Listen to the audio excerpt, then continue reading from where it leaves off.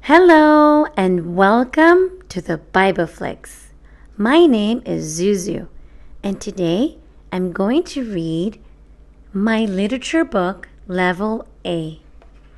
Today's story is called Hot Chocolate, a traditional rhyme from Latin America, illustrated by Francisco Javier Mora. 1, 2, 3, it is hot. 1, 2, 3, chocolate.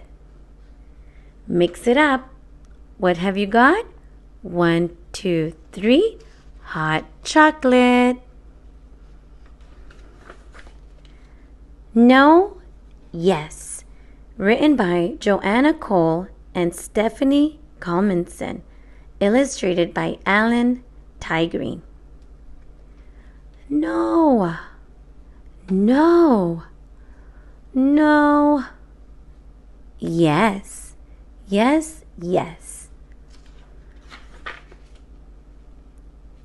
Bug in a Rug. Written by Joanna Cole and Stephanie Colmanson. Illustrated by Alan Tygreen.